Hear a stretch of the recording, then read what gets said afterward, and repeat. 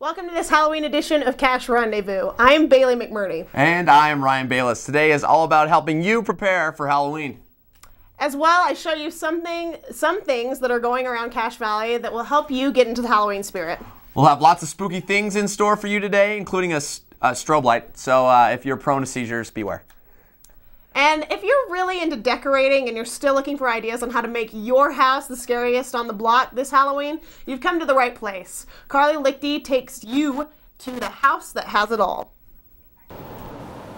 In the daytime, this Halloween house might not look like much, but when the sun goes down,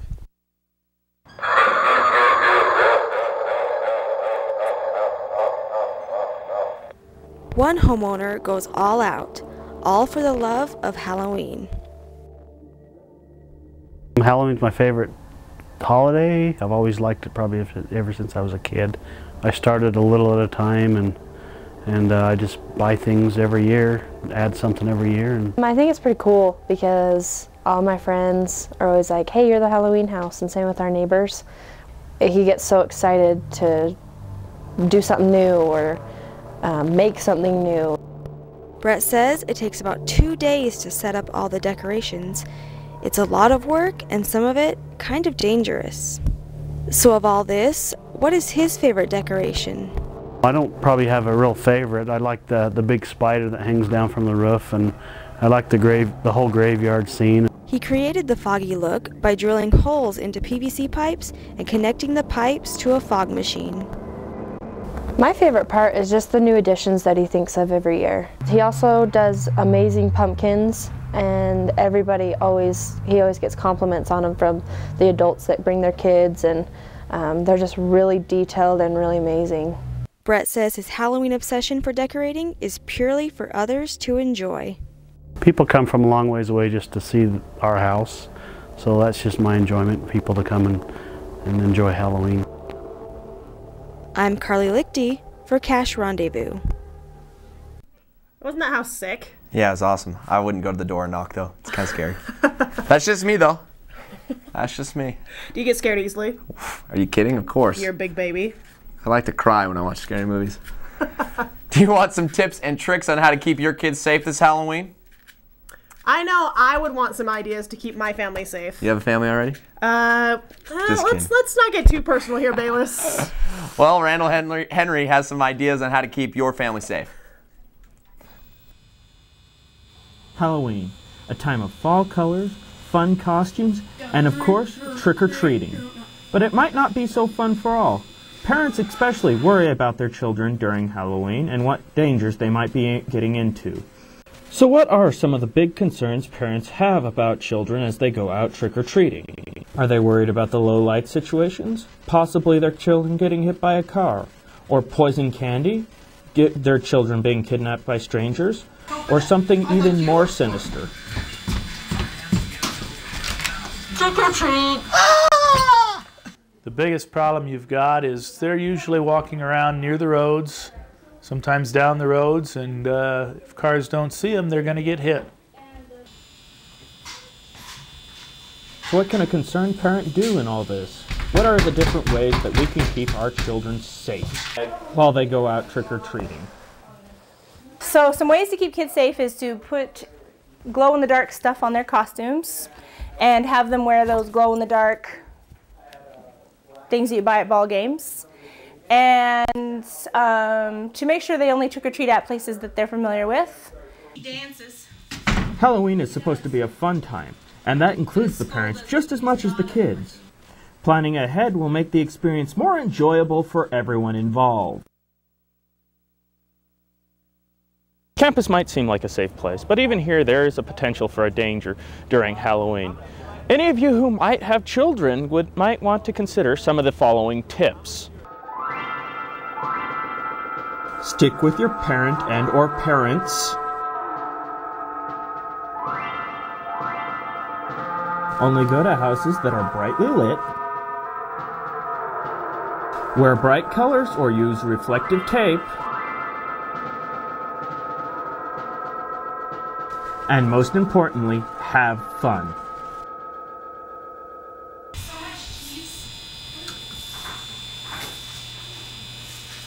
This has been Randall Henry with Cache Rendezvous. I bet those tips will be helpful to any worried parent. No need to hide your kids or hide your wife, because hopefully there won't be any problems this Halloween. Good one, Bayless. Thanks. That's what I'm here for. How do you prepare for Halloween? Do you spend all your time collecting candy, preparing your costume, or setting up pranks? Jessica Black talked to Halloween experts to find out the best way to celebrate this spooky holiday. This is one of my costumes. They're the costume and candy experts of their time. Children all across the nation spend months deliberating just what they're going to wear on Halloween night. I asked children what they thought about Halloween to determine what the difference was between a child's version of Halloween and the adult version of Halloween. When they open the door, I say trick or treat, and yeah. They just give you candy. Yeah, it's weird. Even though they have no idea what free candy has to do with dressing up, the Larson family continues to enjoy trick-or-treating year after year. My favorite thing about trick-or-treating is I like going over and getting all the candy, and I like wearing my costume a lot. Get in my costume, get my bag ready for candy,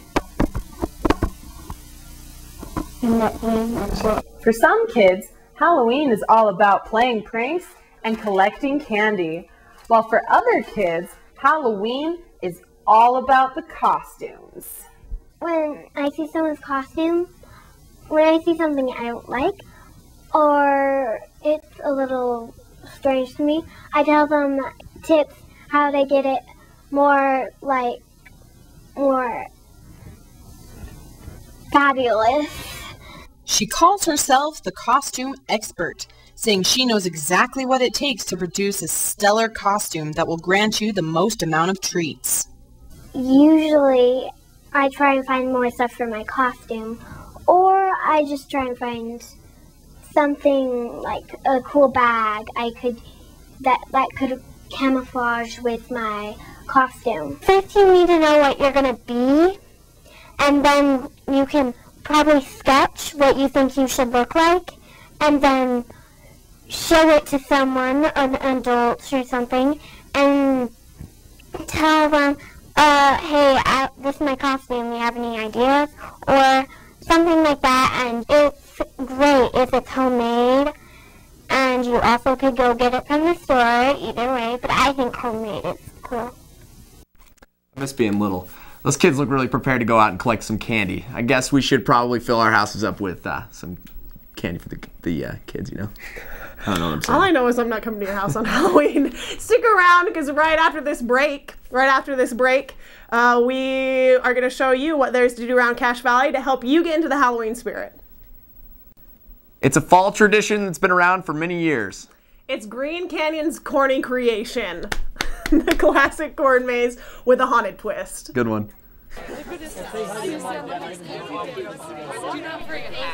The Green Canyon Farms corn maze entices visitors with the motto, "Get lost." And while the motto may seem to discourage visitors, it sure hasn't done much to hurt business. It is, after all, the primary reason most visitors came to check it out. I'm planning on getting lost as fast as possible. And that's the exciting part, because then, you know, it's just fun to get lost. It was this girl's first trip to the farms, and they had no idea what they were in for. The corn maze was planted and cut into the shape of an Egyptian sphinx. Return visitors won't have to worry about knowing their way through the corn maze too quickly, because the design changes from year to year. But if you are a first-time visitor, don't worry, because there's maps available upon request and people located throughout the maze to help you find your way out. Hunt for somebody who knows what they're doing. Once inside the maze, the only option is to keep going, because you won't know which way you've come from or even which way you're headed. Some people opt to travel in groups, but for the more adventurous, there's always the option of going off on your own. I don't know. I think I'm just gonna go where everybody else is going. and then try going off by myself, see if that works. The corn maze boasts lots of other activities as well, such as a miniature corn maze made out of hay bale for the little ones, and a snack shack. There's also plenty of opportunities with photo ops. You can even take your picture sitting on a camel. But the real attraction is the maze. Take one step through the hay bale gateway and you're on your way to getting lost. After seeing that, are you going to take one of the basketball players and go get lost, huh? You're so funny. I know. Thanks. You're a jerk. Have you ever seen an American flag made of pumpkins, Bayless? Maybe once. No, I'm just kidding. I haven't. Well, the 28th Annual Pumpkin Walk features hundreds of pumpkins creatively displayed. You may know the characters from Gilligan's Island, Calvin and Hobbes, and Winnie the Pooh, but did you know that they can be made from pumpkins? Oh my gosh, that's so great.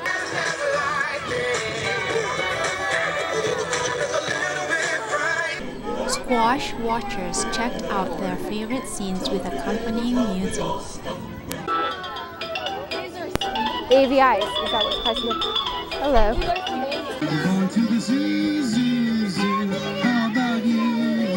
The theme for this event is my favorite thing.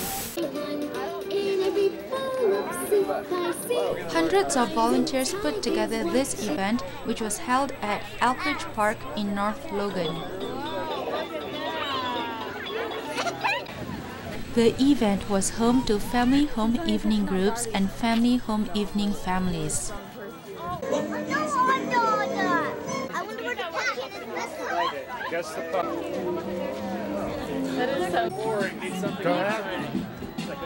I think that the pumpkin walk is fantastic. I've been here many years, and I think it is just a great thing for this city to do. I really like the Gilligan's Island one because I grew up watching Gilligan's Island, so it was cool to see it. The tradition began in a farm, but it got so popular, North Logan decided to host it instead. Some people came for the second time today. Yeah, my class came and we walked around, and then this time I went with my family.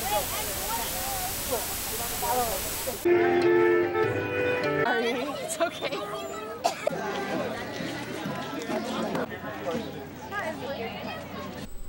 It seems like everybody had a comment about the displays, and most couldn't talk back. Nadia Johari, Cache Rendezvous. I think it's awesome that this tradition's been living on since 1982. Nice. Each year the event attracts about 30,000 visitors. What was your favorite pumpkin walk area? Did you see the football one? Yeah. The scoreboard was in the fourth quarter and we were winning, so that was funny because that doesn't happen. Yeah, there was still 10 minutes left though. Plenty of time to lose. We always find a way to lose. If you're looking for a fun, family-centered activity for this Halloween, the Willows miniature golf course might be the place for you. Every October they decorate it with a Halloween theme that is sure to put some spook in your step. Ooh. Where can you find a place that combines miniature golf with the spirit of Halloween? The Willows Golf Course in Providence, Utah. The first year I opened, which was about 9 years ago, my nephew from Hollywood came up, and he does special effects on movies, and that's his profession, and so he came up and set everything up for me. Some of the decorations are fun, but some can be frightening, like this old woman who was made with real human teeth. With the decorations and music, this course provides a fun atmosphere for parents and children alike. I think just coming and playing is fun. We usually have fires going on cool evenings and serve hot chocolate to our guests. And then also included this year is a walk through Dead's End After Dark, which is a terror museum. You get a tour through, and it's really fascinating. So it's well worth your time. It's lots of fun. When people come here to play miniature golf, they may be getting more than they bargained for when they enter this museum of fear, appropriately named Dead's End. There are grotesque images that are all over the walls here that are honestly kind of scaring me right now. But it's fun for those interested, but maybe inappropriate for some children. You can't see special effects like this around Utah unless you go to actually a higher haunted attraction, but ours is kind of small, but it's more like museum type.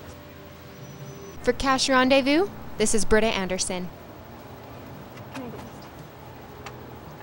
The decorations will be up until Halloween Day, and then the course will close for the season. So be sure to put on by before Monday. Put on by. Are there any weather conditions you should be aware of as you put your Halloween costume together? We'll be back with your weather report right after this break. Okay, hey there Aggies, and welcome to your special edition Halloween weather report. What do you need to do when you go outside? I'll tell you right now. Today we have a high of 49 with a low of 22.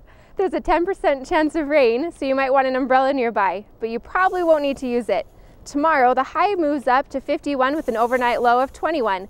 Looks like we'll be getting dangerously close to the record low of 19, so be sure to bundle up and stay warm. Maybe even grab a hot chocolate on your way to class. Friday, it'll warm up a bit with a high of 57 and a low of 29. Temperatures will still be hovering around freezing in the evening, so you don't want to leave your jacket behind. Saturday, we'll be seeing the same temperatures as Friday, so be sure to keep warm as you head up to campus for the Howl.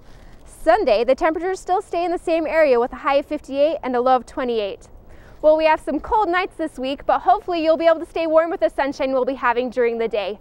Aggies, have a wonderful Halloween and try not to eat too much candy. We'll head back to Bailey and Ryan in the studio. Stick around, because we're going to tell you where you can get a good scare this weekend. As well, how to make a delicious fall treat right after this break. For some people, a corn maze just isn't enough to get the adrenaline going. Dark Meadows Manor brings you into the woods to see how well you can scream. It's a night full of screams at Dark Meadows Haunted Forest and Manor. When they honked that horn, that scared me a little bit. I'm actually hoping you see tears, you know. We did the got some corn good- maze last week, Yeah, and that that wasn't wasn't that very very scary. scary. The entire trail is immersed in the surrounding forest. The forest kind of freaks you out. You kind of get worried more about the fact that you're in a forest alone and your mind just starts to wander, and that freaks you out. For a good scare and a good time, it's well worth coming up to the haunted forest. Scary. Yeah, it's pretty good. Scary. For me, it was a chainsaw. That was way scary. Yeah, that was scary. And that big guy chasing you. Yeah. The majority of the thrill is due to having a live cast. It's a constant scream. Like, I've never been so excited to hear people scream and, you know, tell me that, oh, I just wet myself because I was so scared, you know. I mean, things like that totally make being up here worth it. Spider!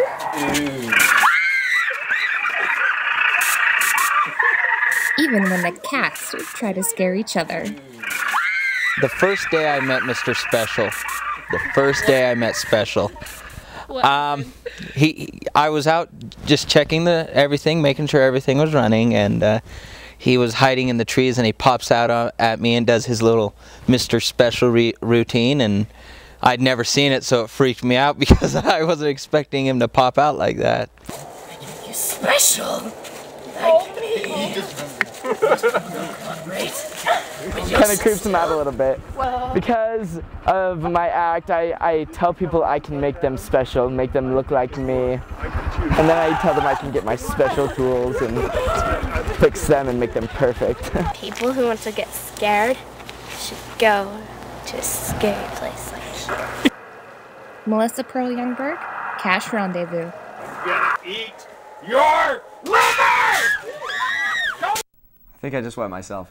If you want to see how well you would do in the woods, Dark Meadows is open until November 5th. You can go to darkmeadows.com for more information. Speaking of the dark, do you ever find yourself wanting to watch a movie on these cold, dark October nights? Only if it's The Notebook. Kelsey Keller live in our spooky newsroom with a few ideas. Kelsey, what's scarier? Ryan Bayless crying or the movies? Probably Ryan Bayless crying. It's messed up. But anyways, I do have 3 top Halloween movies that I chose for you guys to maybe view at home, and there's a lot of other movies out there too. So let's check out the top 3 that I have suggested. Good deal. With the 31st fast approaching, are you making your way through as many classic Halloween films as possible? Well, I have, and I've picked 3 films you should be dying to see before the Halloween holiday creeps upon us. I've also talked to a handful of USU students to get their opinions on the 3 movies. Third on the list is a flick for those who scare rather easily. Set in Salem, Massachusetts during Halloween, this movie is more comical than anything else. Disney's Hocus Pocus has the number 3 spot. I thought it was interesting watching it as an adult now, or whatever, versus when I was little, because there's a lot of innuendos that I didn't get. Hocus Pocus came to theaters in 1993 and tells the tale of 3 sister witches who have turned their wrath on trick-or-treaters. You might just lose your head over the number 2 film. Seriously. The second film you must see before Halloween is Tim Burton's take on the classic story of the Headless Horseman. Sleepy Hollow is second on the list. The one and only time I've seen that version of Sleepy Hollow was, I was probably 8 or 9 years old, and it was at a Halloween party. Just a new creation. It's not just like a vampire or anything else. I mean, it's a new, unique ghost that's out to kill you. It's pretty cool. My dad actually came out on horseback, and he somehow had like his coat over his head and like came into the middle of the barn with like a pumpkin that was lit up. This dark movie is based loosely off the legend of Sleepy Hollow, a short story by Washington Irving. Are you now wondering what film has the number 1 spot? Let me give you a hint. This complex thriller, directed by Alfred Hitchcock, is known as the mother of all modern horror suspense films. The classic black and white movie, Psycho, comes in at the top. When it came out, it was a big deal, and there was a lot of controversy over the movie when it first came out. Obviously, there's a naked woman. I mean, that was just groundbreaking for the time. I mean, could they do that? Oh, Alfred Hitchcock did. Psycho, released in 1960, is best known by its famous shower scene, which took 77 different camera angles and nearly a week to complete. What are your favorite Halloween movies? I watched Paranormal Activity 2 last night. Slept with the lights on. And I'm Not pretty a joke. sure The Shining stares the crap on me That's every a good one single too. time. That's a killer. Curse Services is in the business of doing. Oh wow, look at that. That was cool. great. That was scary. We got demons in the control room. Yeah. Apparently. But anyways, I might just have to make a bowl of popcorn tonight and call Robert Turbin over and watch a movie. Ooh, Robert Turbin, he got guns. He can protect me, it's fine. He would. Well, I actually read his Twitter the other day, and he cried when he watched Paranormal Activity 3. But, yeah. Anyways. Well, I guess we're trying to read this sorry, prompter, but I'm we're not sorry. on track here. There's nothing better than a big bowl of popcorn and a nice treat to have while watching a movie. That's all I was trying to say. Okay. Gosh. Yeah, well, Autumn Struby will give us another treat to eat while watching our scary movies. Welcome to Aggie Kitchen. I'm Autumn Struby, and today I'm going to show you how to make pumpkin chocolate chip muffins. Fall is already here, and Halloween is just around the corner, and I figure this is a yummy treat that everyone will enjoy. All you need is 1 spice cake mix, a can of pumpkin, and some mini chocolate chips, and it's really super easy. So we're going to take 1 box of spice cake mix. Okay, once we've gotten the cake mix in there, we are going to add some pumpkin. This is a 29-ounce can of pumpkin, and you're only going to need to use about half of it.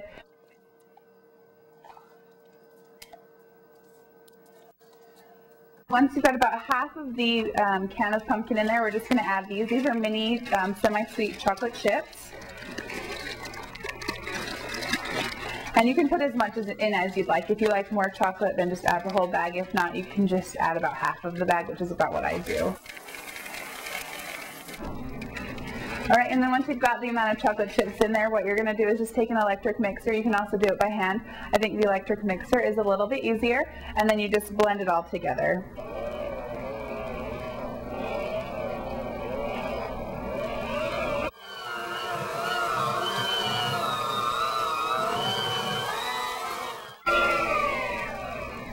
Okay, once it's all mixed together, you're going to want to put it into some muffin pans. And then you'll also want to use some cooking spray just to coat the inside of each of the little containers.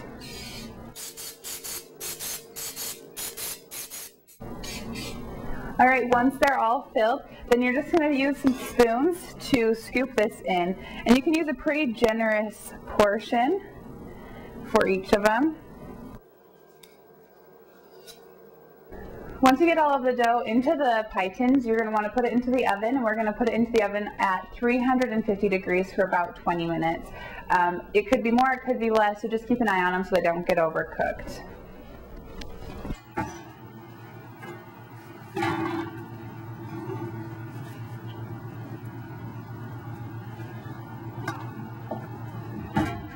Okay, it's been about 20 minutes and the muffins are done, so we're just going to go ahead and get them out of the oven.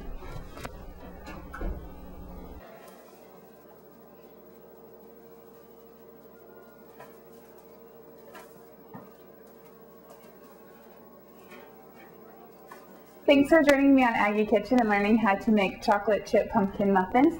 I hope you guys have a great Halloween, and we will see you next time. Those muffins look delicious and super easy to make. Yeah, they do. I might have to have a movie party. You want to come over this weekend and I'll make those muffins? You know? You said Turbin's coming, so you know I'm going to be there because they got a bye week, so it's true. Hang out with the Not football busy. team. All right, guys, thanks so much for joining us for our Halloween edition of Cache Rendezvous.